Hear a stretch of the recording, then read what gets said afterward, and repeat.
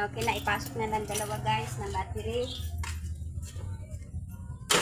Subukan natin kung umilaw. Kasi minsan guys, pag binuksan ko siya, nailagay na yung battery.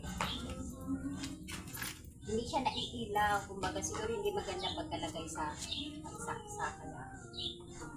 Gandahin natin. Kaya minsan kasi na-check ko na bago umalis, baka ita-drive ko.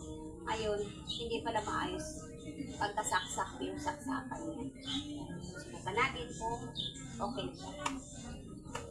Sabi ko nga sa inyo guys, hindi maganda pagka pagkasaksak.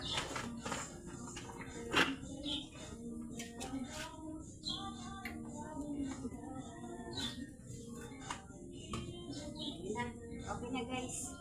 Hindi mo siya masyado talaga idiin. Ayan, kaya minsan hindi ko maidiin. Ito, gumana na siya.